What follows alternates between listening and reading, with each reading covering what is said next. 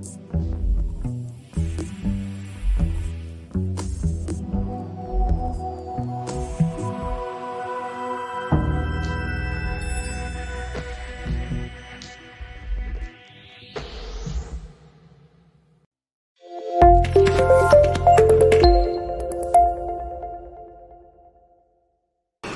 alaykum, xush kelibsizlar. Demak, bugun artboarding loyihasi bo'yicha 5-mashg'ulotimizni boshlaymiz. Mashg'ulotimizni birinchi qismi case study bo'ladi. Case study deganimiz bu biror bir namunani o'rganib chiqish haqida va bu qismini Günesh boshqaradi. Marhamat. Assalomu alaykum. O'zbekcha gapirishga urinaman, uzr. Men savoldan boshlayman. Hayol qilinglar, berilgan shart-sharoitda sizlarda teatr bor. Sizlar teatrda direktori. Lekin hech qanaqa davlatdan juda kichkina pul olasiz. Juda ham bitta spektaklga yetmaydigan darajada. Ikkinchi, siz teatr qanday yuritishni ham bilmaysiz. Lekin juda yaxshi ko'rasiz shu sohani.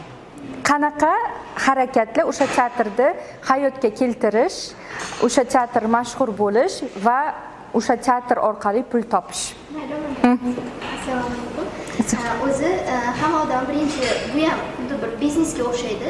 Birinchi biznes boshlayotgan paytida baribir tavakkal qiladi. Tavakkalda u bitta emas, bir nechta planlarni ko'rib qo'yadi. Misol uchun hozir men qarab turganimda oldimda men shu monitorni ko'ryapman, lekin haqiqiy odam o'sha biznes boshlayotgan umuman mana shu teatr sohibi, teatrvorlik, yangi teatr tashkil qilayotgan odam monitor emas, uni orqasidagi nechinchidir devorni ko'rib bilish kerak-da. Ya'ni o'sha ham asosan moliyaviy jihatdan xo'p davlat bizga kam pul ajratdi, lekin o'zimni o'sha yaqin partnyorlarim bo'lishi mumkin, do'stlarim bo'lishi mumkin va homiylar bo'lishi mumkin. Ulardan yordam olish mumkin. Nima evaziga? Ular yordam beradi, buni evaziga men ularni PR qilib berishim mumkin-da. Masalan, teatrda hamkorim sifatida ularni o'sha teatrni yonidagi, ya'ni logotipini yoniga ularni hamkorim sifatida kiritib qo'yishim mumkin. Reklama evaziga. Men shu yo'ldan foydalanish yaxshi. Qarz olgandan ko'ra kimdandir. Chunki ko'p ko'rganman, ko'p. Masalan, bizning o'zimiz universitetdan, yangi universitet, yangi ochilgan, davlat juda kam mablag' ajratgan, lekin o'sha rahbariyat, hokimliklar umuman katta biznesmen do'stlari, o'rtoq nimalari bilan, partnyorlar bilan kelishib, PR evaziga nimadir moddiy, bizga texnika nimadir olib keldi. Yana agar hech kim bormaydi deb oladigan bo'lsa, masalan, teatrga odamlarni qiziqtirish qiyin, faqat o'zi bozorda borishadi, bozorga qiziqishadi. Dushanlarning fikriga qo'shilaman. Birinchi navbatda haqiqatan bozorni o'zida teatr qilish, ya'ni ko'chman teatr qilish bu menimcha har tomonlama qulay bo'ladi. O'sha oldingi darslarimizda o'rganganimizda ham ischemadanchik degan o'sha profildagi teatrni, ko'chib yuruvchi teatrni ham o'rgangan. Menga juda yoqadi. Hech qanaqa mablag' talab qilmaydi, hech qanaqa bir qo'shimcha dekoratsiyalar bo'lmaydi. Bitta chemadan bilan borib teatr qo'yib berish mumkin bo'ladi. Hozirgi agar pandemiya sharoitini hisobga oladigan bo'lsak, menimcha agar hech kim bormaydigan bo'lsa, onlayn translyatsiya qilish menimcha qulayroq bo'ladi. To'g'ri, unga ham mablag' ketadi, chunki xuddiki tomoshabin borday tashkillashtirish kerak bo'ladi hammasini, ammo tomoshabin yo'q, u onlayn kuzatiladi. O'sha yaxshi ko'radi, shu kasbni o'sha narsani o'zi hamma narsa uchun yetarli. O'sha kasbni yaxshi ko'rishi, teatrni yaxshi ko'rishi. Bizda madaniyat institutida shu narsani o'rgatadi. Yurakdan chiqqan ijro, yurakdan nimani qaysi soha bo'lishidan qat'iy nazar o'sha narsani yurakdan bajarsa, yurakka yetib boradi deydi. O'sha masalan kecha darslarda ham ko'rdik, Germaniyada spektakl uchun, teatr uchun o'zi unchalik katta mablag' ham boshqa narsa ham kerak emas. Faqatgina o'sha narsani yurakdan his qilib, haqiqiy aktyorlikka mos rollar bilan bajarib bera olsa, o'z kasbini sevsa, butun odamlarning qiziqishi ham ortadi. Oddiy boshida pul uchun emas, mablag' uchun emas, o'sha teatrni, o'zi sevgan kasbini rivojlantirish uchun harakat qilsa, keyinchalik pul ham boshqasi ham keladi. Rahmat. Sizlar hozir hamma savollarimga javob berdingiz. Xursand bo'lasiz. Siz aytgan nimalari, takliflari hammasi bor. Aytib berayotgan hozir teatr haqida. Qonibodom degan joyni bilasizlarmi?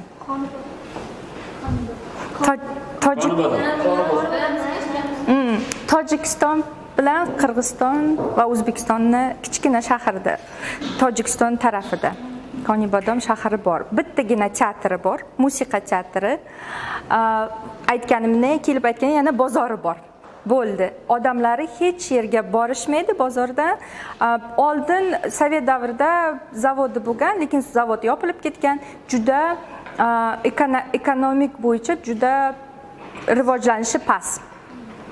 Ikkita bola, bittasi aktyor, ikkinchisi aktyor, lekin ko'pincha organizatorskiy nimalarga shug'ullanaman degan odamlar aytishgan, shu teatr biza yaxshi ko'ramiz, shuni bir ko'taraylik, lekin hech narsa bilmaymiz, qanday qilishdi. Keling, qarab o'taylik, qaysi eng O'rta Osiyoda yaxshi rivojlangan teatr. Ilhom teatri kelgan. Keyin ularni baxtiga Ilhom teatri o'sha payti Mark Weil laboratoriya, rejissyor bo'yicha laboratoriya ochilgan. Ular ikkalasi kelib qarz olib, puli bo'lmagan qarzlarga kelib, yo'liga laboratoriya bu turishi va o'qishini laboratoriya o'zi pulini nima qilgan. O'qishgan, rus tilini juda yomon bilishgan, tushunmagan yarmiga. Keyin aytishgan, laboratoriyaga ketgandan keyin o'sha laboratoriyaning masteriga aytgan, biz teatr ochamiz. U teatr yopiq bo'lgan o'sha payt. Qonibodomda hech kim bormagan, pul berishmagan, hech qanaqa nima bo'lgan. Faqat yubileylar, to'ylar o'tkazilgan.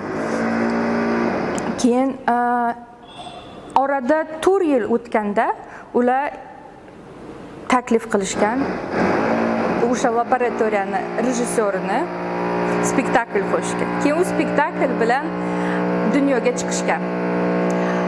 Ularni eng aytganingizdek, siz aytib o'tdingiz, odamlar kelmagani uchun ular odamlarning oldiga chiqishgan. Aytganingizdek, bozorlarga, mana maktablarda oldiga shunday qilib объявлениялар berishgan. Chunki ular eng yaxshi zritel, eng благодарный zritel u bolalar. Yangi yillarda, nimalarda, bayramlarda bolalar bilan aloqa topishgan birinchi. Eng ularni ko'p pul olib keladigan nimasi shu bolalarga beradigan nimasi bo'lgan. Yangi yillarda, keyin Navruzlarda, hamma nimalarda. Bu o'sha bir ikkita spektakl kattalar uchun ham qo'yishgan. Следующий. Mana bu bolalar bilan ishlaydigan nimasi. Mana bu Carlson deb uchib ketayotgan nimangiz bu. Ular spetsial texnika, aytganingizdek sponsorlar topishgan. O'sha bolalar nimaga qiziqadi? Mana bunaqachin spetsifektlarga, o'sha zeleniy ekran qo'yib rasmlar qo'yish, har bitta nimasini qiziqarli qilishgan. Rasm olib ketasizlar o'zlaring bilan qiziqtirish uchun. Maktablarga borib berishgan nimalar, keyin show ko'rsangiz nima bo'yicha fokus showlari bilan. Keyin bu mana aytib o'tganim eng dohodi ko'p bo'lgan nimasi bu yangi yilda.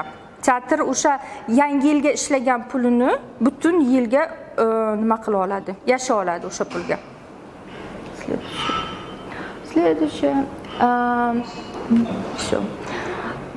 Keyin mana ko'rsanglar, bolalar bilan ishlaganda u faqat spektakl ko'rsatib ketishmaydi, balkim qanaqadir zadaniya berishadi, bolalar ham nima qilsin, ishtirokchisi. Eng asosiy ularni success, uspeh, muvaffaqiyatli tarafi bu aloqada, doim nima bilan, zritel bilan aloqada bo'lib turishadi. Keyin pandemiya paytida bular mana siz aytgandek, siz ham aytib o'tdingiz. Qanday qilamiz? Mana biza pandemiyaga teatrda odam kelmaydi, nima qilsak? Ular keyin o'sha ko'rishgan Rossiyada Center Mirxolda degan обсуждениялар bo'lgan. Mana teatrlarda onlayn ko'rib, keyin tavsiya muhokama qilib nimalar yozishgan. Keyin biz ham o'shalardan olib shunaqa nima qilaylik deyishganda, ularni zriteli 3500 gacha ko'tarilganda, naborot ko'proq sponsorlar ularga yordam bergan. Boshqa fondlardan juda ham o'sha keyin mahalliy radiolar chiqishgan, keling birgalikda bitta proyekt qilamiz degan. Oldin eslasanglar, Sovet davrida radio spektakllar bor. Keyin radio spektakllar qilishgan. Shunaqa qilib, bular hech yangi narsa qilishmagan. Aytganingizdek, juda katta xohish bo'lgan. O'sha odamlar ko'rib turib, ham sponsorlar ularni xohishi, o'shalarga haqiqatan yordam beraylik degan nimasi bo'lgan. Hozir video ko'rsataman, ular qanday pandemiya paytida naborot zritellarni ko'paytirib, juda yaxshi nima bo'lib ketishgan. Mana bu teatrning binosi. Agos.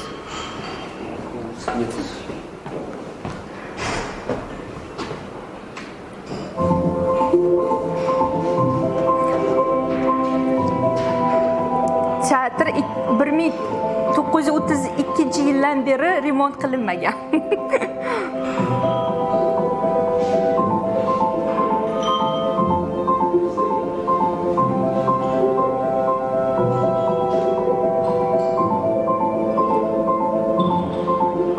Teatrdan hech kim nima qilinmagan, ketmagan. O'sha payt pandemiya paytida qolishgan hammasi ishga.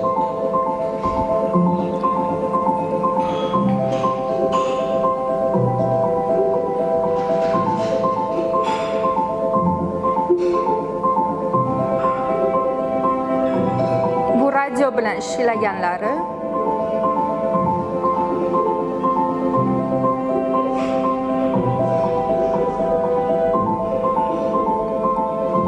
Bolalar bilan ertak nima qilgan.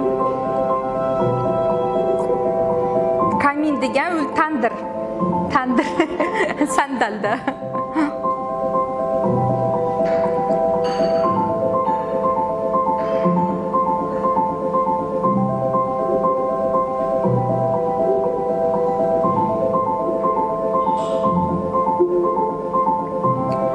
Mahalliy hokimiyatlar ham yordam berib boshlagan. Oldin hech yordam bermagan odamlar ham yordam bergan.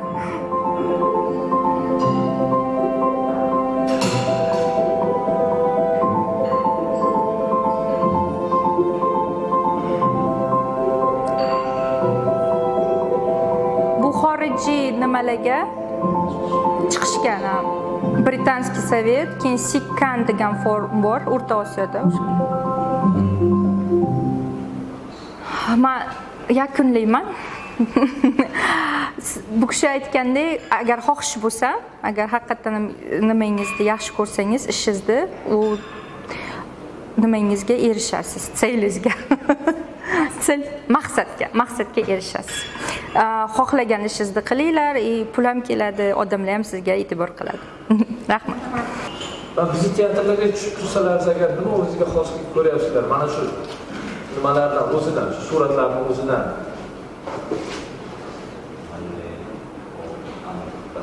Bu yoqda bolalar o'ziga jalb qilish. Menimcha, bizda teatrlarda hamma narsalar yetarli, dekoratsiyalar, boshqa-boshqalar. Bu yoqda oddiy shopkadan foydalanilyapti. O'tirganda kursida hattoki adashmasam chelak yoki boshqa narsa undan foydalanilyapti. Keyin boyagi yangi yilga e'tibor beradigan bo'lsak, unda bolalarga ko'rsatib berilyapti. Bolalarning o'zini ishtirokida bayram qilib berilgan. O'shanga e'tibor bering. Chunki ko'zlariga maska qo'yib, nimalarni ko'rsatib berishga harakat qilishyapti.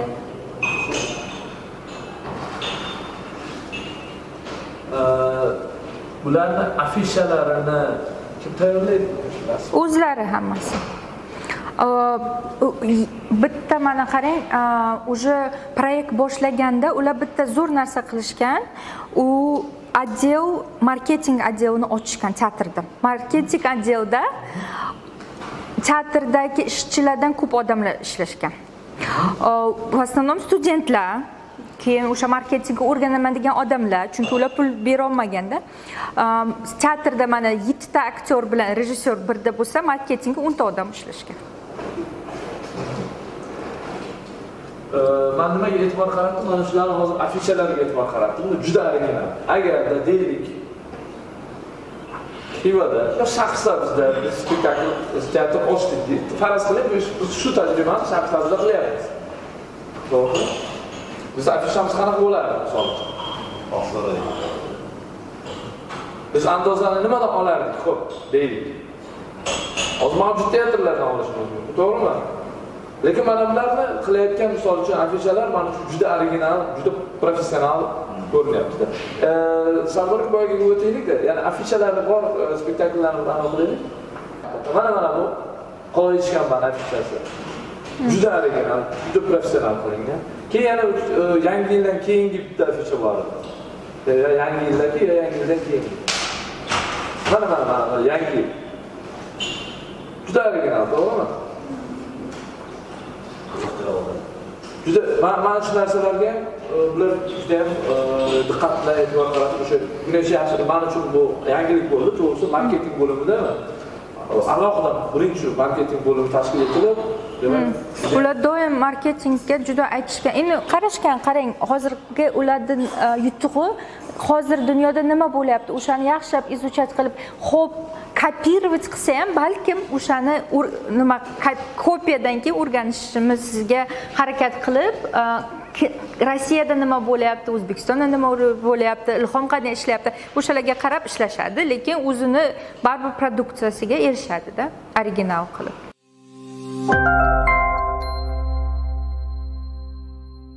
Mavzuni davom ettirgan holda, aynan mana shu teatrda faoliyati to'g'risida gaplashadigan bo'lsak, bu teatr biz uchun juda ham nima deydi, qaysidir ma'noda qadrdon bo'lib qoldi, chunki haqiqatan Güneş aytgandek, ular O'zbekistonga kelib ko'raylik, aka ko'raylik, aka o'rgaylik, aka ko'rsating, mamnunlik qilib, menga ham berib turing deb turib o'rganishgan joylari bo'ldi. Ko'p joylarda maslahatlashdik va birinchi maslahatlarimiz keyinchalik borgan sari bu maslahat emas, bu shunchaki muloqotga aylanib qoldi va hozir ulardan o'rganadigan joylarimiz ham juda ham ko'payib ketmoqda. Shulardan bittasi, hozir men ularni Facebookdagi sahifasini sizlarga ko'rsatmoqchi edim. Internet Tojikistonda biznikidan sal mundayroqda, biznikidan ham sal mundayroq, lekin internetda ularning mavjudligi teatr sifatida sahifasini mavjudligi juda ham quvonarli hol va buni menga yoqadigan tarafi qanchalik yaxshi tashkillashtirilganida. Qarang, mana tojik tilida shunchalik tushunmasligingiz mumkin. Mana 17 dekabrdagi anaqasida internetda nimalarni ko'rishingiz mumkinligi haqida-da, qandaylarni borligi, mana nimalar bor, spektakllari bor, latifalari bor va hokazo. Keyin mana har bittasiga, har bitta ijtimoiy tarmog'iga anaqa qo'ygan. QR kod qo'ygan. Prinsipi QR kod ishlab chiqarish shunchalik katta muammo emas-da, bemalol qilsa bo'ladi. Faqat sal o'shanga e'tibor qilsa 28-aprel mana spektakl premyerasidan unaqa qo'ygan, o'zini holati, mana bu yerda o'zlarining o'rtoqlari unaqalari fikr bildirilyapti, kommentariya qilyapti. Ular haqida обсуждениеda, o'sha onlayn обсуждение. Mana bu yerda rasmlarini qarasangiz ham уже yaxshi, chiroyli rasmlar bor-da. Undan tashqari mana agar e'tibor qiladigan bo'lsangiz, boshqa bir qiziq narsalar ham bor-da. Faqatgina o'zini spektakli, o'zini teatri haqida emas-da. Boshqa bir qiziq narsalar ham bor. Ular ko'p emas-da, bitta, ikkita, 3ta, 4ta, lekin bular ham bor. Bu Be Creative-da, bu yana ijodiy sohaga aloqasi bo'lganligi uchun ham bu qo'yilsa bo'ladi. U tam kvartirani sotaman degan e'lon qo'ymayapti-ku. Yoki mana bunaqa chiroyli bir prikol, nima deydi, kulgili biror bir narsalarda, bu ham kreativniy narsa. Shunga o'xshagan narsalar bilan ham odamni diqqatini tortadi-da. Endi shu bilan biz birga xo'p, hozir sizlar bilan taqqoslash uchun shunchaki eng bizda anaqa hisoblangan yaxshi teatrlardan va ijtimoiy tarmoqlarda yaxshi faoliyat yuritayotgan yoshlar teatrini naqasiga kiradigan bo'lsak, stranchkasiga kiradigan bo'lsak, xo'p, bino bor. Bu binoni biz ko'rganimizda taniymiz. Naqasi bor. Va ketdi mana spektakl haqida. Minsterda kelganligi haqida, tug'ilgan kun, premyera haqida. Nada shu data. Da, endi bu yerda yana spektakllar, o oshyapti. Yana spektakllar. Tug'ilgan kuni bilan tabriklash. Tug'ilgan kuni bilan tabriklaganimizda mana qarang 25 ta kommentariy turibdi-da, 124 ta like turibdi. Bu yerda spektakl haqida aytganimizda 22 ta like turibdi, kommentariy yo'q. Yoki mana bu yerda 5 ta kommentariy, 48 tagina anaqa tomosha like bosganlarda. Bunday keyin misol uchun ayblash, tomoshabinda ayblashda ham o'zi anaqada gunohdan deb o'ylab qarasangiz. Chunki shuncha narsani zerikarli bo'lgandan keyin odamlar kirgisi kelmaydi. Like bosganlar, share qilganlar, kommentariy qilganlarning ko'pchiligi o'sha teatrda aktyorlar, o'sha teatr bilan bog'liq bo'lgan odamlar. Bu hali biz eng yaxshi holatni ko'rdik-da. Yomon holatlar juda ham ko'p. Masalan, viloyatdagi teatrlarni sahifasini ko'radigan bo'lsak, haqiqatan bir ayanchli holat. Qanchalik yaxshi, qanchalik yomon bo'lmasin, baribir shu anaqa, nima deydi? Oxir oqibatimiz shu. Yana bir narsani aytib o'tish kerak. Qonibodom teatri bo'yicha ularda ham o'sha Telegram endi paydo bo'ldi. Lekin hozir mana 188 ta podpисчиgi bor Telegramda va mana qo'yayotgan narsalarni ham kuzatib borsangiz bo'ladi. Faqatgina o'zlarining teatri emas, faqatgina anaqa emas-da, tayyor materiallarni ham berishyaptiki, чтобы siz bu materiallarni ham ko'ring, bu materiallarni ham ilg'ang degan ma'noda. Facebookda, YouTube'da juda ham yaxshi olib boryapti va bu olib borayotganligi odamni haqiqatdan quvontiradigan holatda. Gunesh aytib o'tgandek, aloqasi juda ham yaxshi. Tomoshabinlar bilan, tomoshabinlar orqasidagi aloqasi bilan aloqasi katta va juda ham bitta yaxshi bitta loyihasi teatr shaharda va shahardagi teatr degan loyihasi bor. Shahar bilan teatrni bog'liqlashtirish. Qonibodom Tojikiston uchun agar hozir hisobga oladigan bo'lsak, bir Uchquduqdagi teatrda, Uchquduq shahridagi teatr. Unaqa katta shahar emas, katta teatr emas-da.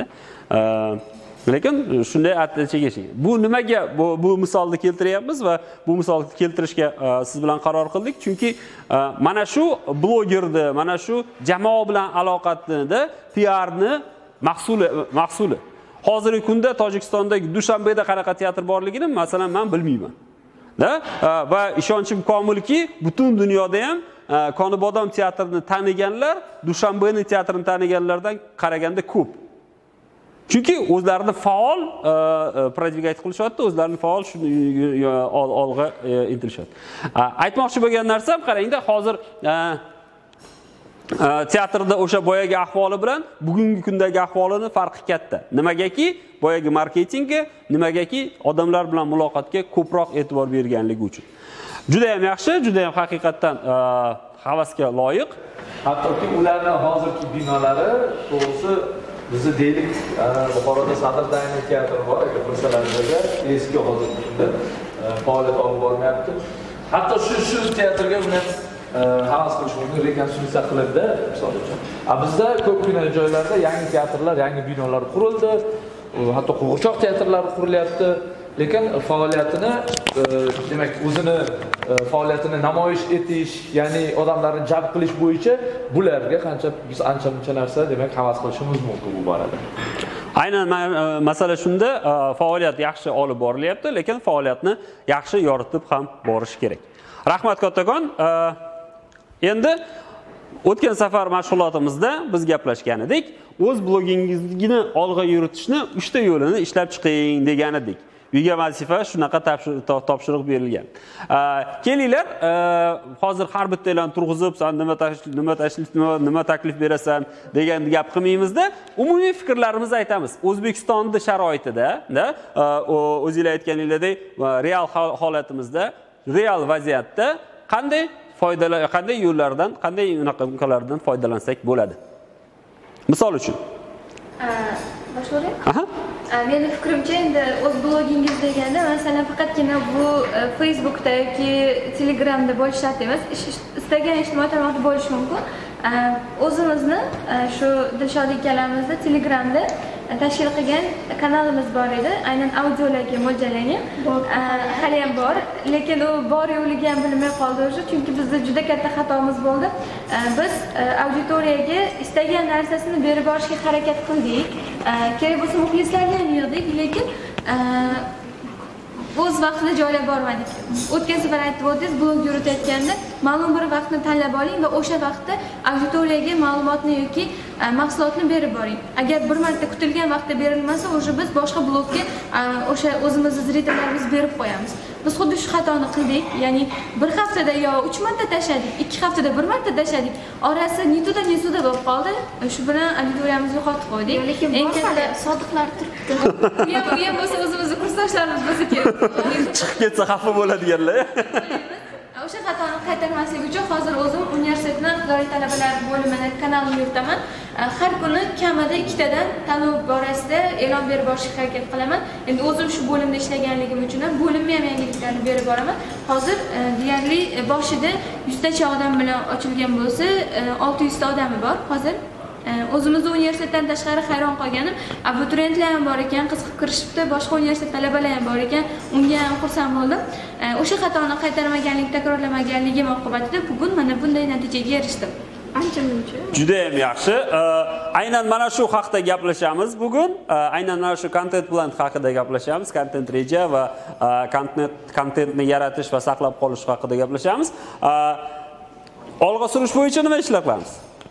Nima planlaringiz bor? So'z aytgan ekansiz-ku. Xo'p. Buni aytib bo'lgansiz. Xo'p, nimalar qilish mumkin yana? O'yinlarni aytgansiz. Xo'p, siz aynan nima qilishingiz mumkin? Konkretni. Men misol uchun qilmoqchi edim, teatr misol uchunda ikkita tanishma o'rtog'imizga ham men senga biletingni pulini olib beraman, teatrga kirish uchun. Sen kirasan, kirib chiqqandan keyin menga o'sha spektakl haqida o'zingning fikringni aytasan. Chunki ko'pchilik baribir ham teatr nima deydi? Zerikarli deydi. Keyin ham teatrlarimizga ahamiyat bersa, repertuari juda ham eskib qolgan, yangilarni qo'shishmaydi. Faqat yaqinda Milliy teatrda o'zgalar dardi bo'ldi. Bizga joy qolmadi, lekin rostdan ham kira olmadik, tanish bilish ham kira olmadik. Lekin mana ko'rasiz, yengillik qilishdi, odamlar keldi. Lekin ko'ramiz, Ulug'bek yulduzi necha yil oldingi spektakllarni hali ham qo'yib borishadi. Menimcha bu faqat tomoshabinlar emas. O'sha aytmoqchi bo'lganim, kiritmoqchiman ikkita o'quvchini, ikki xil joyga, misol uchun bittasini boshqa teatrga, bittasini boshqa teatrga. Keyin ularni chiqib fikrini olaman-da, bir-biri bilan solishtirish, mashina videoga olib qanaqadir kreativni nimadir qilib yasab qo'ymoqchi edim. Biletingni men olib beraman. Juda ham yaxshi. Biletingizni men olib bering. Ikkita desiz ikkita, to'rtta desiz to'rtta. Juda ham yaxshi loyiha, juda ham yaxshi fikr. Menimcha o'zbek teatrlari agar shunday narsa qilinadigan bo'lsa, juda ko'p narsa yutgan bo'lardi. Juda ham qo'llab-quvvatlayman. Mendan ikkita bilet. Liboy teatringizga, Liboy o'yiningizga. Kelishdingmi? Rahmat. Yana kimda qanday fikrlar bor? Meni ham hammaning kanalim bor. San'atga, adabiyotga doir material beraman. San'atga doir material tashlasam san'atkorlar gruppasiga, shu qiziqadiganlar, adabiyotga doir material tashlasam ijodkorlar gruppasiga she'r qilaman. Gruppalarga she'r qilaman. Keyin boshqa ijtimoiy tarmoqlarga anonimga o'xshagan kichkina narsa beraman. Masalan, falonchi bilan suhbat qildim. Davomli falon linkda yoki shu kanalda o'qishingiz mumkin deb shunaqa anonim beraman yoki ertaga soat falonda shu kanalda ko'rishingiz mumkin, o'qishingiz mumkin yoki kuzatib olishingiz mumkin, to'g'ridan-to'g'ri deb shunaqa narsa anons beraman. Endi meni nimam shu. Ishlatayotgan usullarim shu. Juda ham yaxshi. Aynan shu blogni olg'a yuritish bo'yicha bitta narsa o'qib qolib, hozir qayerdaligi eslolmayman, lekin o'tgan darsda ham aytilgan edi, aynan shaxsiy blogingizni yanada takomillashish uchun o'sha auditoriya bilan muloqotni yo'lga qo'ying. Ya'ni kommentariya qismini ochib qo'ying. Biz bilamiz, juda ham qiziqarli narsalar, xoh YouTube'da bo'lsin, xoh Google o'zida bo'lsin, kommentariya qoldirish joyi yopiq bo'ladi. Bu berkitilgan bo'ladi yoki yozish uchun juda ko'p yo'llardan bosib o'tish kerak bo'ladi. Masalan, anaqangizni kiriting, emailingizni kiriting, undan ro'yxatdan o'ting, bundan ro'yxatdan o'ting, komment yozish esimdan chiqib ketadi, o'sha bilan o'tib borib o'zi nima qilmoqchi edim, esimdan chiqib ketib qoladi. O'sha yo'llarini ham, ya'ni u Telegramda bo'lsa kommentariyani ochib qo'yish kerak, YouTube'da bo'lsa ham yengillashtirish kerak yo'lini. Tomoshabinlar bilan yoki umuman olganda auditoriya bilan muloqotni yo'lga qo'yish kerak. Qani ular nima taklif beradi, nima kamchilik topadi yoki qanday maqtaydi. Shunga qarab keyingilariga takliflarni kiritish mumkin bo'ladi. Keyin apros ham yaxshi usul. Aha. Misol uchun men o'zimda buyuklik sirlari degan kanal bor. Unda ancha-muncha odam ko'p. 12,5 mingtadan ko'p. Unda asosan biznesmenlar yig'ilgan, lekin agar biz biznesmenni men o'ylagandimki, ularga shu biznesga oid yangiliklar qiziq deb apros qilganimda, ularga asosan diniy mavzudagi narsalar qiziqroq ekan ko'proq. Shunga qarab yo'naltirib yubordim. Juda ham yaxshi. Juda ham yaxshi. Ya'niki har bitta aytayotgan taklifimizni orqasida, taklifimizni asosida turgan narsa bu jamoat bilan aloqa, doimiy ularning fikrini o'rganib borish, ularni diqqatini qaratish uchun ulardan nima kerak ekanligini so'rab borish kerak bo'ladi. Juda ham yaxshi, rahmat kattakon. Agar yana taklifinglar bo'ladigan bo'lsa, bemalol Telegram guruhida ham ulashishinglar mumkin bo'ladi. Va bundan xursand bo'lamiz. Rahmat kattakon. Endi bugungi mavzu to'g'risida gaplashadigan bo'lsak, bugun siz boyaga aytgan gapingizga mos ravishda content reja va marketing asoslari bugungi mavzumiz. Content reja uchun tavsiyalar beramiz, marketing asoslari haqida gaplashamiz va content marketing usullari haqida gaplashamiz. Content reja nima? Content reja degandan oldin content nima ekanligini nima deydi, tushunchaga ega bo'lsak, content bu ingliz so'zidan contain, ya'niki nimadan iborat bo'lgan, nima ichida. Misol uchun agar container degan so'z bor, container bu ichida bir narsa olib yuradigan yoki biror bir narsa oladigan bo'lsangiz, ichida contains deb yozilgan, ichida nimalar tarkibi degan ma'noni beradi. Tarkibi, yaxshi. Mazmun, mohiyat va tarkib ma'nolarini beradi. Content reja degani postlarni joylashtirishning avvaldan belgilab olingan rejasi bo'lib, unda post mazmuni muddati aniq ko'rsatiladi. Mana shu postni boyagi siz aytganingizdek bir kunda ikkita anaqa qo'yaman deyapsiz-ku. O'sha ikkita bir kunda ikkita tanlov bo'ladigan bo'lsa, bitta ma'lumot, bitta sitata va hokazo va hokazo. Bir kunda qo'yadigan narsalaringiz, bir haftada qo'yadigan narsalar, nima qo'yadigan bo'lsangiz, o'sdan oldindan rejalashtirib qo'yishingiz bo'ladi. Nimaga qulay content reja? Content rejasiz ham ishlash mumkin. Ishontirib aytaman, juda ko'pchilik ishlayapti. Lekin ishlashda qulayligi shundan iboratki, siz oldindan bilasiz nima qo'yishingizni va bunga tayyorsiz. Misol uchun kalendarni ko'rdingizda 9-may yakshanba kuniga to'g'ri keldi. Yakshanba kuni uchun uje sizda post bor. Yoki tam 13-may hayit bo'ldi, kecha bitta rasm chiqib qoldi, sizga yoquvdi, o'shani oldingizda sirazi hayitga deb mo'ljallab qo'ydingiz, yoniga tekst ham qo'yib qo'ydingiz. Siz agar mabodo boshqa ishlar bilan band bo'lib qolsangiz ham, bu loyihani amalga oshirishingiz osonlashadi. Shuning uchun o'zingizda xotirjamlik bo'ladi. Masalan, bir hafta oldinga qilib qo'yadigan bo'lsangiz, kamida bir hafta oldinga qilib qo'yadigan bo'lsangiz, dolzarbligingiz ham saqlanadi va doimiy tartibingiz saqlanadi.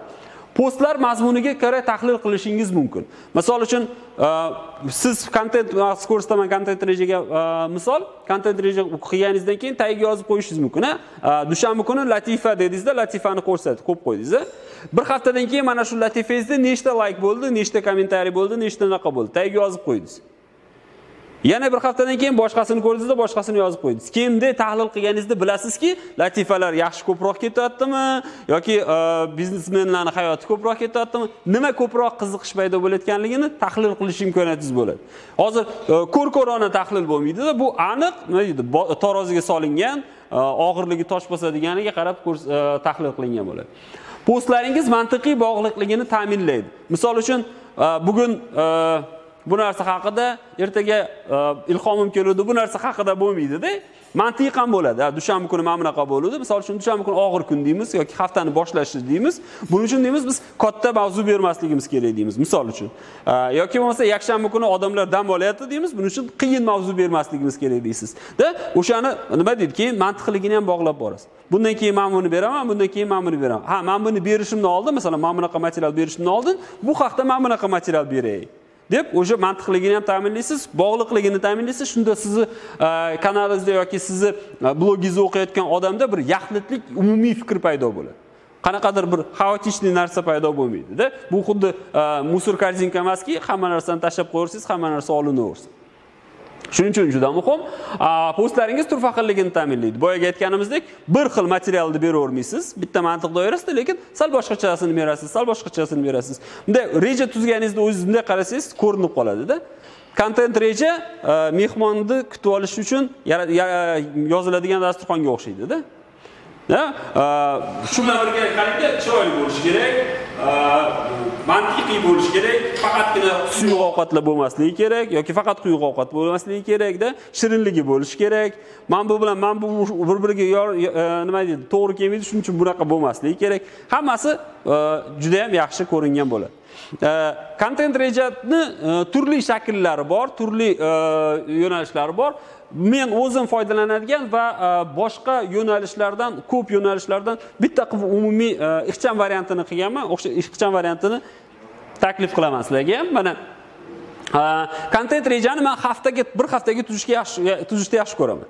Chunki masalan bir oyga suzib qo'yadigan bo'lsangiz, bir oydan o'zi aslida 30 kunga content reja tuzish qiyin masala-da.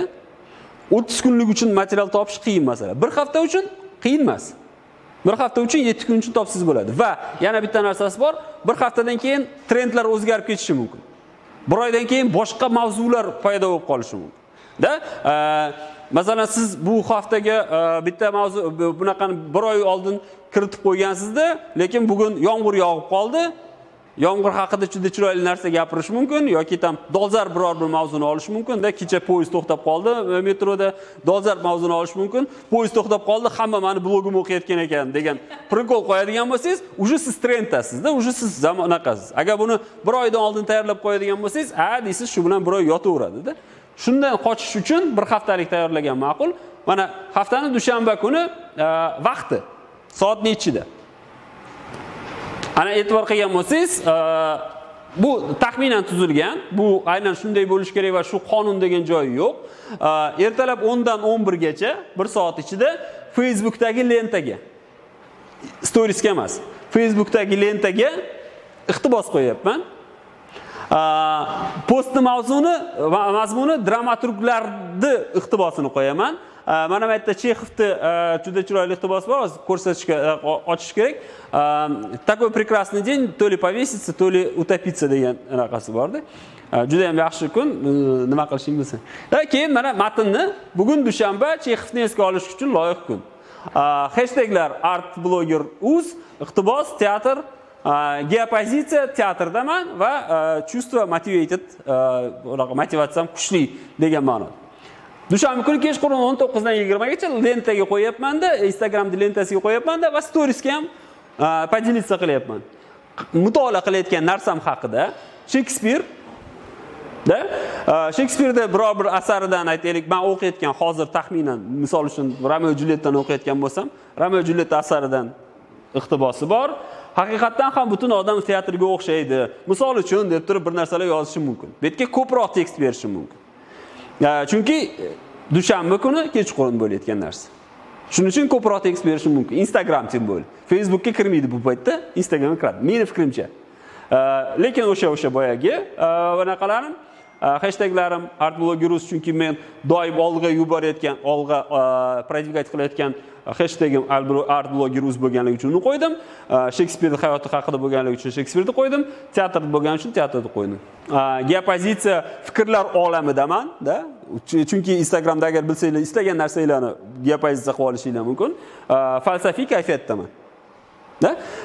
Mana shunday ko'rdim, bir haftaligi bor. Bir hafta masalan hammasiniki bor. Bir haftani ko'rganimdan keyin bu hafta o'zi meni qoidam bo'yicha shanba kuni yangi haftani anaqasini postlarini taxmin qilib chiqaman.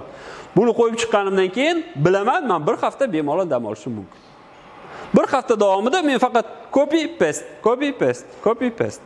Bir hafta davomida men faqat bor narsadan foydalanaman bo'ldi. Agar juda ham bir ilhomim keladigan bo'lsa, juda ham bir trend narsalar bo'ladigan bo'lsa, iloji boricha hozir olib, hozir qo'yishga harakat qilaman, shu bilan nima qilsin. Agar juda ilhom kelib qoladigan bo'lsa, undan keyingi oyga ham o'tkazib qo'yishim mumkin. Buni men endi hozir o'zim qo'limda bo'lganligi uchun o'zim qilaman. Telefonda maxsus papka bor, papkadan olib yoqqa chiqarishim kerak. Lekin boshqa yo'li ham bor. Mana bunaqa planerlar bor. Planer degani plan rejalashtiruvchi. SMM Planner, SMM Box, Parasite Lab, VirtualTech, Later, Seolit. Juda ham yaxshi planerlar, yaxshi qulay narsalar. Bularning ichiga kirib, boyagi narsani, boyagi jadvaldagini shunday kiritib qo'ysanglar, o'zidan o'zi anaqa qilib, opublikovать qilib, o'zidan o'zi sizga keyin anaqani beraveradi, statistikani beraveradi. Ba'zan aytaylik, bir haftadan keyin o'chirib tashlaydi desangiz, bir haftadan keyin o'chirib ham tashlayveradi. Faqat bu pulli. Faqat pulli, pulsiz ba'zi narsalari ham bor, lekin u nima deydi? Men uchun unchalik qiziq va qulay bo'lmadi. Shuning uchun o'zim foydalanaman. Yaxshi tarafi jadvalga ko'ra joylashtiradi, avto o'chiradi, statistikani beradi, shablonlari bor, tayyor shablonlari bor va eng ommaviy postlarni tahlil qilib beradi. Mana bu postingiz eng ommaviy edi yoki mana bu postingiz unchalik ommaviy emas edi deydi. Bu content reja haqida. Endi qarang, content rejangizni shakllantirayotganingizda yana boyagi birinchi mavzumizga qaytamiz, maqsadli auditoriya. Bundan oldingi mavzumizga qaytamiz, maqsadli auditoriya nima degani? Maqsadli auditoriyani qanaqa tanlash kerak? Maqsadli auditoriya bilan qanaqa ishlash kerak degan savolga yana qaytamiz. Va bunda siz javob berishingiz kerak har bitta postingiz uchun. Bu faqatgina blogingiz uchun emas, har bitta postingiz uchun. Kim uchun? Maqsadli auditoriyani sinflashtirasiz. Masalan, qarang, qanday sinflashtirish mumkin? Siz aytdingiz, biznesmenlar bor ekan, biznesmenlardan apros o'tkazganimda dedingiz, diniy masalalarga qiziqar ekan, men bunga degan. Nechta punkt bergansiz yerda? Aprosda? 5-6 ta bor edi mavzular qaysi? 5-6 ta bor, to'g'rimi? Demak, birinchi mavzungiz eng zo'ri, lekin shu bilan birgalikda ikkinchi mavzungiz ham bor. Da ikkinchi o'rindagilar. Masalan, birinchi o'rindagiga aytaylik, 55% odam ovoz bergan bo'lsa, ikkinchi mavzudagiga aytaylik 15% odam ovoz bergan. Lekin u ham demak qiziq. Siz auditoriyangizni 15%ni yo'qotib qo'yishingiz mumkin emas. Shuning uchun maqsadli auditoriyani sinflashtirib oling. Masalan, bir kunda 2 marta diniy masalada xabar beradigan bo'lsangiz, bir marta uchinchi masala haqida, ikkinchi masala haqida ham ma'lumot berib qo'ying yoki kunora bo'lsin-da, chunki u auditoriyani ham yo'qotib qo'yish mumkin emas. U auditoriyani yo'qotib qo'yish kerak emas. Shuning uchun iloji boricha agar content rejada o'ylab ko'radigan bo'lsangiz, content rejada maqsadli auditoriyangizni sinflashtiring. Misol uchun, maktab o'quvchilari uchun bo'ladigan bo'lsa, yoshlar uchun bo'ladigan bo'lsa, xuddi sizlarning holatinglarda kunduzi xabar yozganing hech qanday foydasi yo'q. Faqat kechqurun yozish mumkin sizlarga. Sizlarni yig'ib olish uchun ham faqat kunduzi yozganligim ahmoq bo'ldi. Kechqurun yig'ib olishim kerak bo'ldi. Shuning uchun maqsadli auditoriyani sinflashtiring, kimga ertalab, kimga kechqurun, kimga qanaqa xabar yoqishini aniqlashtirib oling. Takroriyligi. Eng ko'p takrorlanadigan bloglar bu kulguga bag'ishlangan bloglar. Da, развлекательный blog, kulgu uyg'otish uchun anekdotlar, afish anaqalar, afandi latifalarni qo'yib yuradigan bloglar eng ko'p yangilanadigan blog hisoblanadi. Ular har 4 soatda bitta blog qo'yib turmasa, bitta latifa qo'yib turmasa yoki bitta narsa qo'yib turmasa, ularga bo'lgan qiziqish pasayib ketadi. Shuning uchun ular eng tez qo'yadi, soat 1 soat har 4 soatda bittadan blog qo'yib turish, bittadan xabar qo'yib turish kerak. Biznes bloglar juda ham og'ir bloglar hisoblanadi yoki texnologik bloglar bular og'ir masala hisoblanadi va bunda kuniga bir marta, hattoki ba'zi bloglar bir haftada bir marta chiqishi ham mumkin. Buni o'zi ham yetarli. Vaqtni faollikka ko'ra belgilaysiz, da, ertalab qancha bo'ldi, kechqurun qancha bo'ldi. Faollikka ko'ra belgilashda statistikani berdik, qanaqa statistikani amalga oshirish kerakligi to'g'risida hali bermadik. Berdikmi? Yo'q, bermadik. Statistikani bermadikmi? Yana haftasiga berar ekanmiz. Qaysi platforma va qanday ekanligini ham kuzatib borishingiz kerak. Masalan, lentada ko'proq bo'ladimi bu? Storiesda yaxshi ketadimi? Storiesda bilasiz, nimasi yomon? O'chib ketadi bir sutkada, lekin lentada doim turadi, lekin lenta pastga tushib ketib qoladi. Da? Shuning uchun qaysi biri ekanligini tanlash kerak. Ikkalasida ham birzani lenta bor, stories bor, direct bor, hammasida bir xil mavzu bersa bo'ladi-ku. Lekin bu zeriktiradi odamlaringizni. asabga ham tegadi va buni bu yerda ham ko'rdim, bu yerda ham ko'rdim. Bu ko'pchilik qiladigan xato shundan iborat. Boya bo'layotgan yaxshi misol bo'ldi. Menda ham bitta platforma bor, o'sha platformada ko'proq ma'lumot qo'yganman. Xuddi shu ma'lumotni boshqa platformalarga ham joylashtirishga harakat qildim-da. Twitterda ham o'sha mavzu, Telegramda ham o'sha mavzu, Facebookda ham, Instagramda ham o'sha rasm, o'sha tekst, o'sha mavzu, o'sha. Bu birdaniga meni o'zim o'rtoqlarim ham chiqib ketadigan bo'lib qoldi-da. Nimagaki hamma joyda bir xil narsada jonga tegdinglar. Shuning uchun boyaga aytganingizdek boshqacharoq qiladigan bo'ldim, anons bo'ladigan bo'ldi, qisqacha xabar bo'ladigan bo'ldi. Betga faqat rasmi bo'ladigan bo'lsa, betga faqat teksti, matni bo'ladigan bo'ldi. Keyin sekin-sekin buni o'z joyiga tushirib olishga harakat qilib kelmoqdaman hozirgacha. Brand izza degan tushuncha bor. Stiliz, uslubingiz, ya'ni sizning uslubingiz qanday? Shunday unaqalar bloglar bor. Shevada gapiradigan bloglar bor-da. Shunday bloglar bor, qisqa gap, katta foto beradi-da yoki ko'p gap bilan keyin bitta karikaturaga o'xshagan rasm beradi. Bunga iloji boricha e'tibor qiling va iloji boricha mana shu stilda, mana shu uslubda qolishga harakat qiling. Elementarni hozir agar men o'zimiz anaqamizni ko'radigan bo'lsak, sizlarga mana taqdim etayotgan prezentatsiyani blog deb hisoblaydigan bo'lsak, bunda ham mana e'tibor qilayotgan bo'lsanglar, ranglar deyarli bir xil, da? Keyin unaqa pestri narsalar deyarli yo'q. Men buni yaxshi narsasini topa olmaganim uchun shuni qo'ydim. Iloji boricha ko'pchiligi oq fonda va unaqa. Chunki bitta stilda bo'lishini yaxshi ko'raman, bitta stilda bo'lishini xohlayman.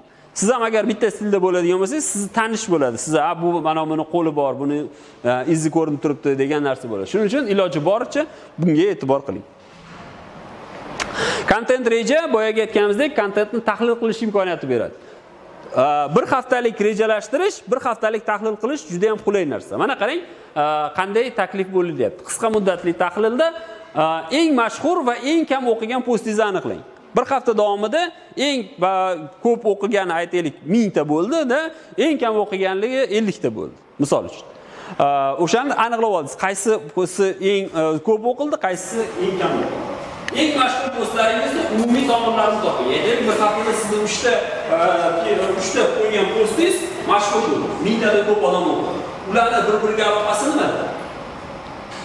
Bir-biriga aloqasi aytaylik, u katta biror mavzudan bo'lganligi uchun yoki biror vaqtda bo'lganligi uchun yoki biror rasmdan foydalanganingiz uchun. Da? Men o'zimni raqamdan aytaman.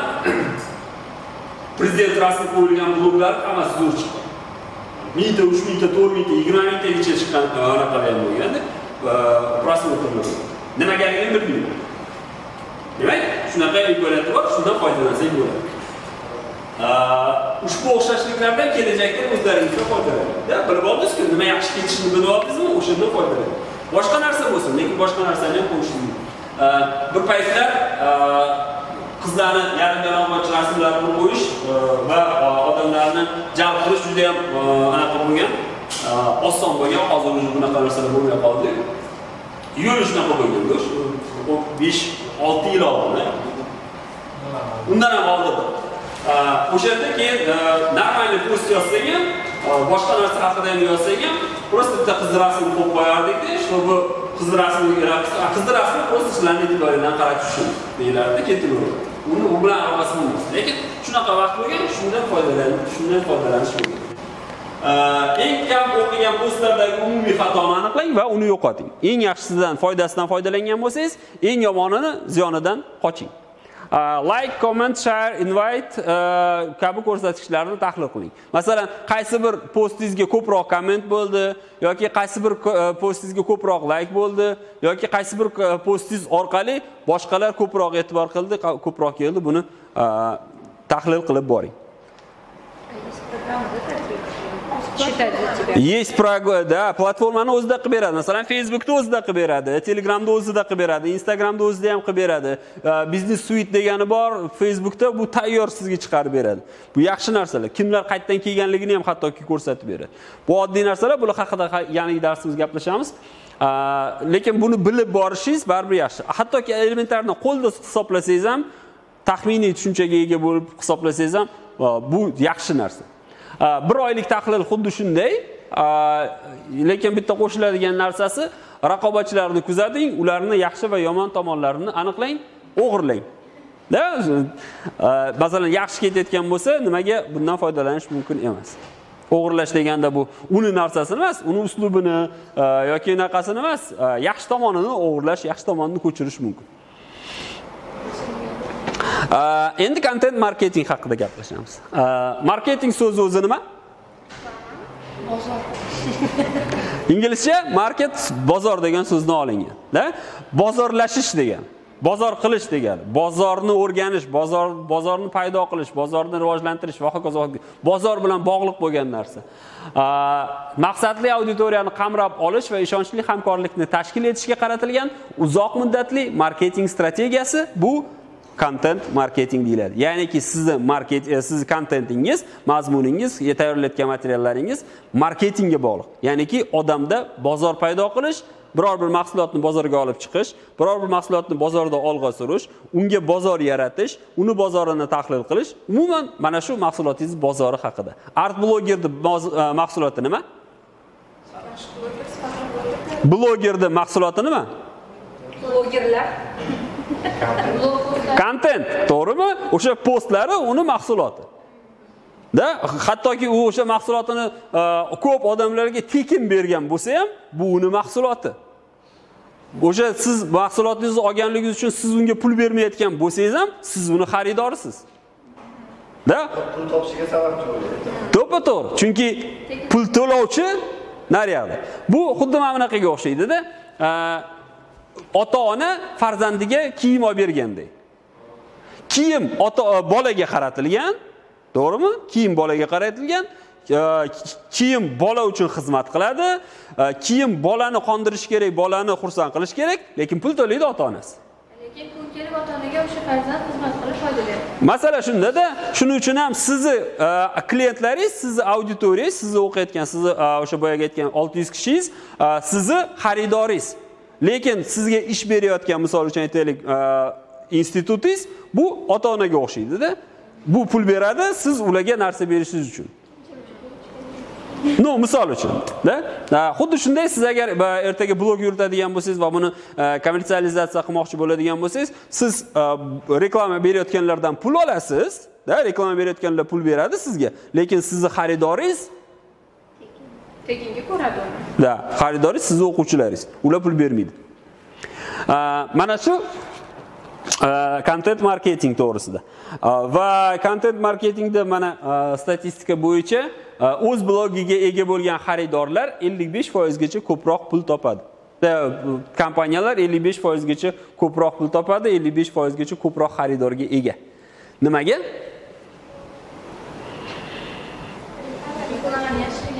Xuddiki boya ko'nik odamni teatriga o'xshab. Bizda u yoqdan ko'proq imkoniyat bo'lishi mumkin. U yoqdan ko'p teatrlar bo'lishi mumkin. Lekin bizda reklama yaxshi emas. Profillari bor, masalan, Telegram kanallari bor, saytlari bor, lekin odamlar u yoqda yo'q, chunki kontent yaxshi emas.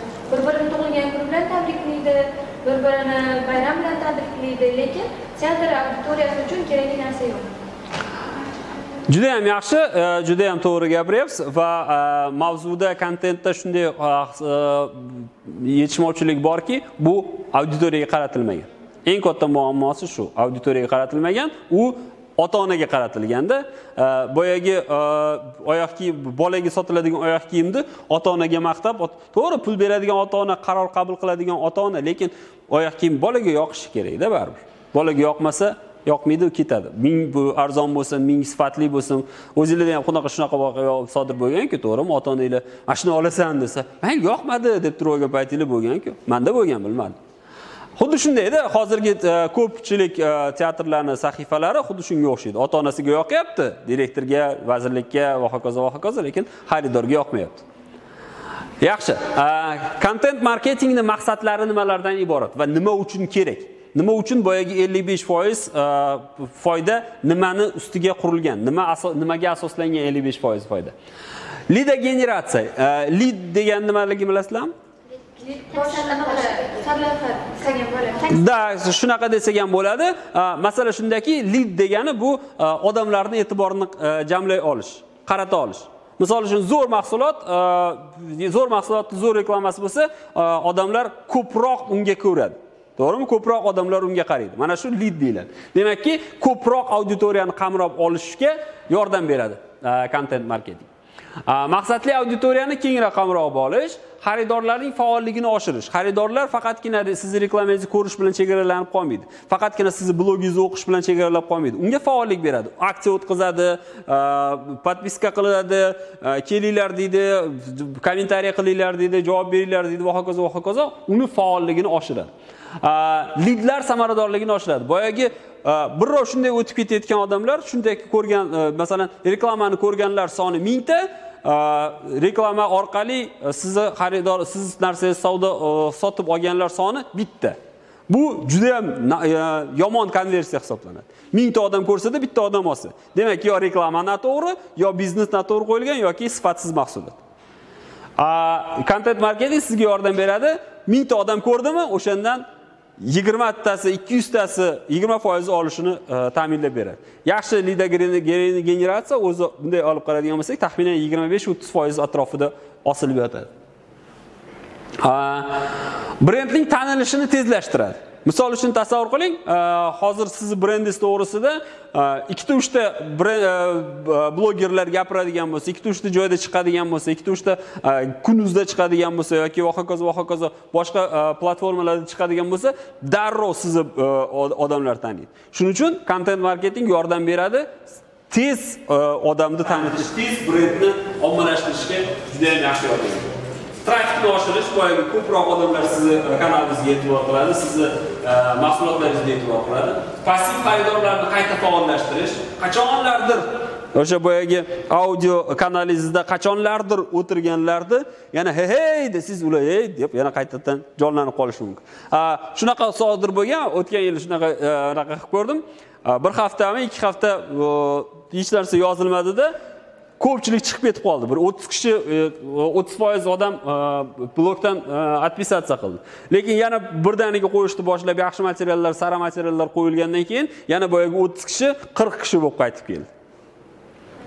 Passiv xaridorlarni oshiradi, sodiqlikni oshirish, da agar siz brendingiz haqida gapiradigan bo'lsangiz, siz o'sha o'zingizni nima deydi, blogingizni yuritadigan bo'lsangiz, sizga bo'lgan hurmati, sizga bo'lgan sodiqligi, xaridorning sizga bo'lgan sodiqligi yaxshiroq, ko'proq bo'ladi. Boyagi misol uchun bunaqani ko'radigan bo'lsak, solishtiradigan bo'lsak, Konbodam teatrining sahifasi bilan yosh tomoshabinlar Молодежный teatrda yoshlar teatrining sahifasini solishtiradigan bo'lsak-da, sodiqlarni ko'rsangiz bo'ladi-da. Teatrning sodiqlari bor, o'zining teatrining o'rtoqlari bor, lekin teatrga yangi o'rtoqlar topilmagan Facebookdan. Da, teatrga yangi o'rtoqlar paydo bo'lmagan. Faqatgina bu o'rtoqlari bu yoqda ham o'rtoq bo'lib olgan bo'ldi. Da, bu yerda bo'lsa boshqacha variant. Upsell va chorahali savdo. Bu endi biznesga tegishli. Upsell degani bu qimmatroq narsalarni sotib borish. Masalan, bitta odam non olish uchun kirgan bo'lsa, da 1400 ga muhanka olishga kirgan bo'lsa, 1600. Okey, 1600 ga buxanka olishga kirgan bo'lsa, siz unga bunga mana bunaqa ham qo'shib olmaysizmi deb turib 2000 lik narsani qo'shib sotib yorsangiz, upsells bo'ladi.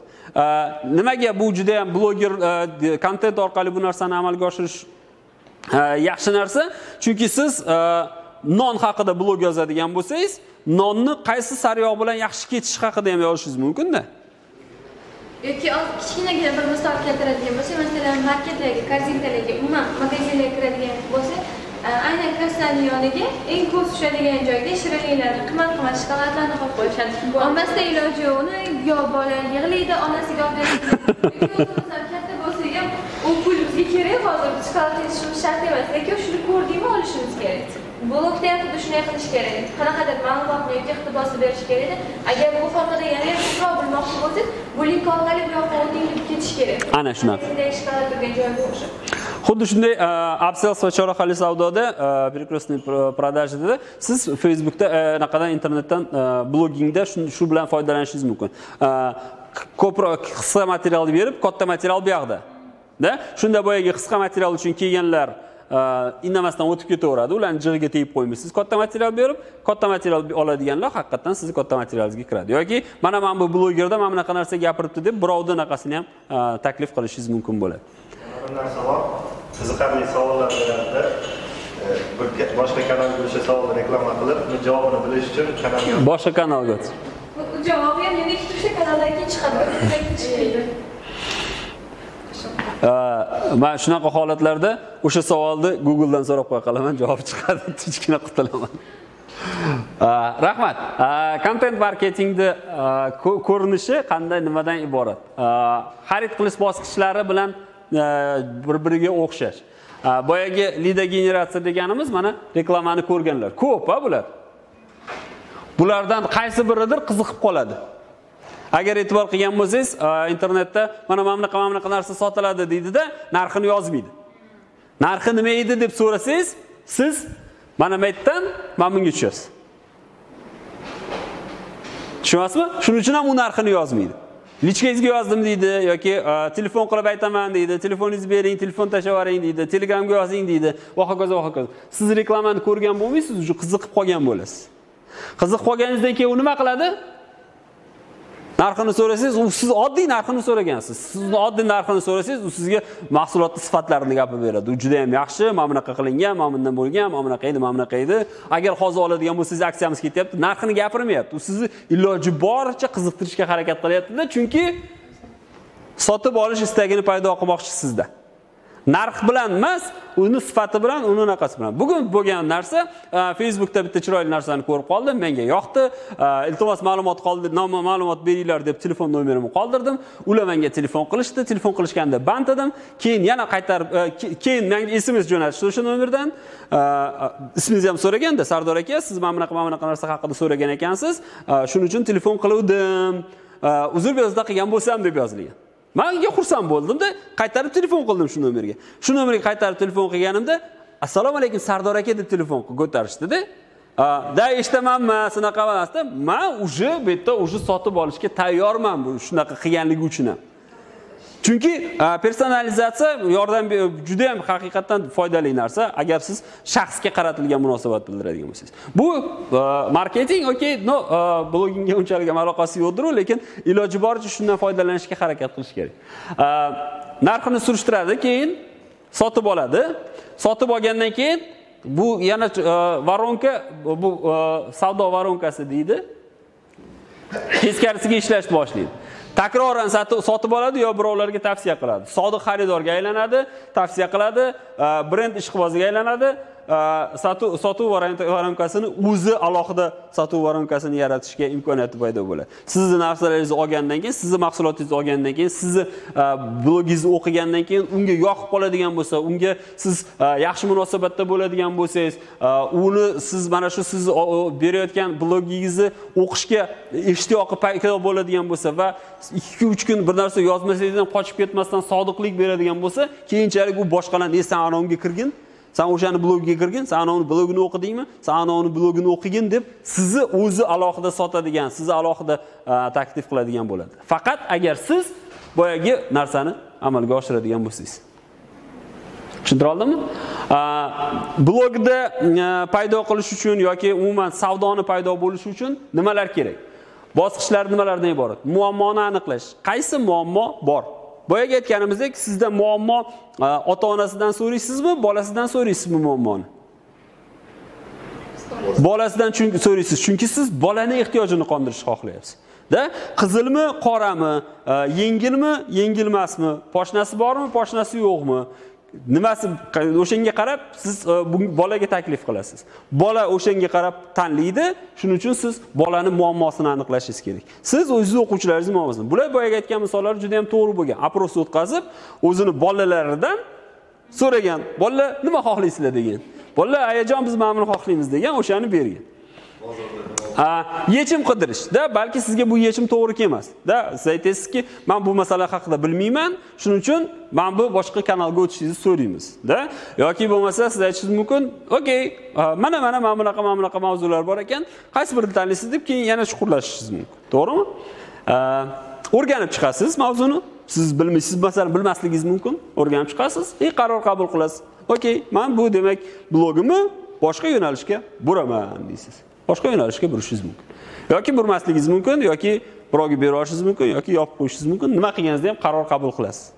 Demak, muammoni aniqlaysiz, muammo uchun yechim qidirasiz, muammoning yechimini sizga to'g'ri kelish, to'g'ri kelmasligini o'rganib chiqasiz va qaror qabul qilasiz. Content marketing. Hamma narsani yaxshi yoki yomon ekanligini qanaqadir belgilash kerak-da, to'g'rimi? Siz to'g'ri qilyapsizmi, noto'g'ri qilyapsizmi, buni bilmasangiz, ha men to'g'ri qilyapman ekan deb o'ylab yuraverasiz yoki noto'g'ri qilyapman, deb bilmay yuraverasiz. Buni bilish uchun aniq ko'rsatkichlarni ishlab chiqish kerak. Saytga kirganlar soni, har bir sahifada o'tkazgan vaqt, misol uchun 1 kunda 1 marta kirdimi, 1 kunda 3 marta kirdimi? Yangi o'quvchilar soni, nechta yangi o'quvchi bugun qo'shildi? Rad qilganlar soni, nechta odam bugun atpesatsiya qildi sizdan, chiqib ketdi. Qaysi xabardan keyin chiqib ketdi? E'tibor qilish kerak.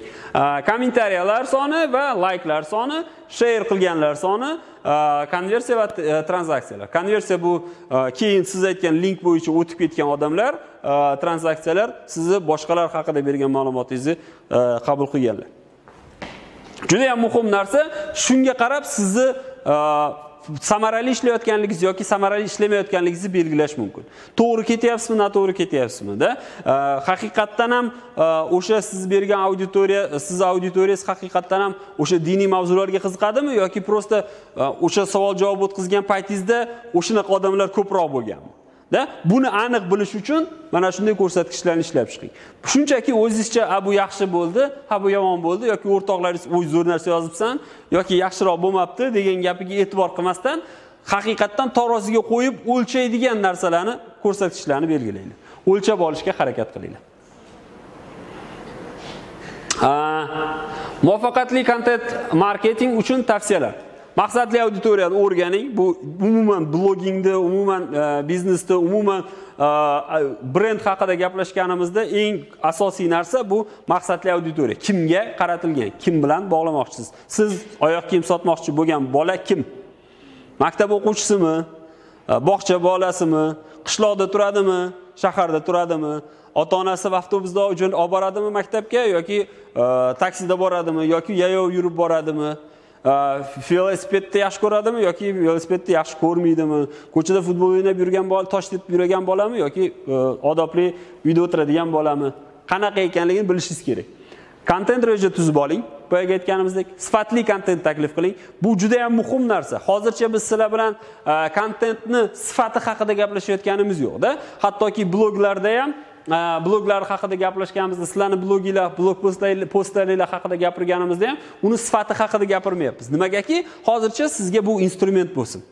Keyinchalik bu sifatiga e'tibor qilamiz, keyinchalik sifatiga ko'proq qaratamiz. Lekin sifat juda muhim. Sifat uni instrumentlaridan, siz o'tkazadigan aksiyalardan, reklamalardan ham muhim sifat aslida. Bunga hali kelamiz. Turli tipdagi content taklif qiling. Boyaga aytganimizdek, 1-sinf bor, 2-sinf bor, alohida qiling. Diqqat tortadigan sarlavha tanlang. Sarlavha juda ham muhim, buni bilasizlar-da. Bu sarlavhasiga qarab odam bunaqa qiladi. Bexato yozing har doim. Hattoki shunday holatlar bor, mana e'tibor qilgan bo'lsangiz, bundan oldingi bunaqamizda like qo'sh tirnoq ichiga olingan, share qo'sh tirnoq ichiga olingan-da. Kommentariy so'zini lotin tilida, lotin alifbosida yozilishini bilganligim uchun mana shunday yozdim. Lekin like-ni qanday yozishni bilmayman. Xato qilishni xohlamadim. Shuning uchun inglizcha variantini oldimda qo'sh tirnoq ichiga olib qo'ydim. Shunday holatlardan foydalanishingiz mumkin. Hattoki misol uchun shevadagi biror narsa bo'ladigan bo'lsa, shevadagini ham qo'sh tirnoq ichiga olib qo'yaman. Shu bu qanday yozilishiga men nima deydi? Qo'sh tirnoq ichida-da bu. Muntazam ravishda yaxshilanib boring. Yaxshilab boring berayotgan narsangiz. Bu yaxshi bo'ldimi? Bundan ham yaxshi qilishga harakat qiling. Hech qachon yaxshiki, Xudoga shukr, 5 ballli sistema emas, baho qo'yilmaydi-da. 5 bo'ldi, bo'ldi. Endi bu nima bo'lardi? Endi faqat 5 bo'ladi. Yo'q, bundan 6 bo'lishi mumkin, 100 bo'lishi mumkin, 1000 bo'lishi mumkin, million, milliard bo'lishi mumkin. Hali ham internetimizdagi odamlar soni cheklanmagan. Misol uchun Janubiy Koreya, Shimoliy Koreyada 14 tagina sayti bor. 14 ta saytda siz haqingizda ma'lumot berishsa bo'ldi-da, o'sha maksimum bundan yaqinga o'ta olmaysiz. 15-sayt yo'q. Bizda xudoga shukr unaqa cheklovlarimiz yo'q. 35 million aholimiz bo'ladigan bo'lsa, 17 millionida internet bor ekanmish. Demak, sizni postlaringiz o'zbek tilida yozgan postingiz 17 millionga borsa, endi shu yerda tugasak kerak-o deb o'ylashingiz mumkin. 17 milliongacha hali bormagan bo'lsa, bosaverasizlar. Endi u yoqqa o'tmay turing-da, hozir 17 millionni gaplashaylik. 17 millionga yetib olaylik, 10 millionga yetib olaylik, mayli. Rahmat. Uyga vazifa. O'z blogingizni bir haftalik kontent rejasini tuzing. To'g'ri, bu hozir sizlarni nima deydi? Talab qilib mana shunaqa qilib bergin, mana shu uyga vazifani mana shunday bajargin deganimiz bilan uyga vazifani bajarish ham sizlarga bir yuk bo'lmasin, da oraliq nazorat topshiramiz dedilar bular. Bu ya bitta yuk bo'lmasin. Shuni bajarmagandim-o deb kelmay qolish bo'lmasin-da. Undan ko'ra shu haqda o'ylab ko'ring, hech bo'lmasa. Hech shu haqda fikrlaringizni bildiring. Shuni o'zi ham biz uchun katta yutuq bo'ladi. To'g'ri, biz xohlardik juda ham ichiga kirib, birgalikda sizni qo'lingizdan yetaklab mana shu narsani amalga oshirishni. Agar bunaqa bo'ladigan bo'lsa, biz umuman boshimiz osmonga yetadi. Lekin bu hech bo'lmasa o'ylab ko'rishga, o'zingizga mas'uliyatini bo'yningizga olganingiz xursand bo'lardik. Agar yo'q, bu narsani haqiqatan ichigacha olib boramiz, oxirigacha olib boramiz desanglar va yaxshi narsa taklif qilib, sizlar bilan birgalikda buni ishlab chiqishni xohlardik desangiz, ishlab chiqishdan xursand bo'lamiz. Xo'sh, savollar, takliflar, mulohazalar bormi o'tkazilgan mavzu bo'yicha? Yo'q. Savol? Hammasi tushunarlimi? Mani savollarim ko'p o'zi. Endi birinchi darsga keldim. Shuning uchun oldin siz bilan tanishib olaylik. O'tirib. O'zbekiston Davlat madaniyat institutida san'atshunoslik kafedrasi. Xudoga shukr. Birinchi maqsadli auditoriyamizga yetib keldi. 5-darsga. Xudoga shukr. Rahmat. Boringizga shukr. San'atshunoslik kafedrasi kino san'ati tanqidi va tahlili yo'nalishi. Birinchi kurs talabasiman. Savollarim juda ham ko'p, chunki bu yerda kontent vosiz biza taqdim qilmoqchi bo'layotgan narsamiz bu san'at. Xo'sh. San'atga hammani ham yetaklab olib kirib olmaymiz deb baribir ham. O'shaning uchun ham nima desa bo'lar ekan, ham qiziqarli, ham bizada bilsangiz bilasizlar, xalqimizda ko'proq sayoz narsalarga o'rganib qolyapti. Xo'p. Ko'pchilik misol uchun TikToklar nima rivojlanib ketyapti? Chunki ular juda ham sayoz. Endi biz shunaqangi bir oltin o'rtalikka ushashimiz kerakki, u insonlarni ham chaqirib oladigan, o'zimizga ham mahsulotimizni bera oladigan. O'sha narsa uchun birinchi navbatda shu mahsulotimizni to'liq tanlab olishimiz kerak, uni qanaqa qilib auditoriyaga yetkazib bera olamiz. Ham o'zimizning fikrimizni yetkazib bera olamiz, ham ularni olib kira olishimiz kerak. Bu yerda hozir gapirayotgan narsalar juda ham to'g'ri gapirdingiz Nargizaxon. Lekin boyagi savolni bekorga berganim yo'qda. Blogerni mahsuloti nima? Siz o'zingiz taqrir yozayotgan kino uchun javobgar emassiz. Siz o'zingiz fikringizni bildirayotgan spektakl uchun javobgar emassiz. Hattoki sahna asari yoki tasviriy san'at bo'lsa ham siz unga javobgarsiz. Siz o'zingiz fikringiz uchun javobgarsiz. O'zingiz fikringiz sizning mahsulotingiz. Ana o'sha o'zingiz fikringizni qiziqarli qilishingiz, chiroyli qilishingiz, tushunarli qilishingiz bu sizning qo'lingizda va bu narsani amalga oshirishingiz mumkin. Buni sayoz yoki sayoz emasligi ham sizga bog'liq. Sayoz bo'lish bo'lmasligi ham sizga bog'liq. Shuning uchun agar savol qanday qilib kontent yaratish to'g'risida bo'ladigan bo'lsa, kontentni yaxshi qilish kerak. Nima haqida yozganingizdan qat'iy nazarda, yomon spektakl haqida ham yaxshi material berish mumkin. Yomon spektakl haqida yaxshi material berish degani bu spektaklni yaxshilab yozish degani emas. Yomon spektaklning yomon ekanligini ham yaxshi aytib berish mumkin. Qoyilmaqom qilib aytib berish mumkin. Yetkazib berishga bog'liq. TikTok masalasiga keladigan bo'lsak, kecha bitta o'rtog'imiz aytdi, TikTokni yomonlash trendga chiqib qoldi. O'zini aqlliman deb hisoblagan odam albatta TikTokni yomonlash kerak deyishdi. Zo'r narsa-da. Ochdim TikTokka, Instagramda ham ochdim, TikTokda ham ochdim, TikTokda qarang.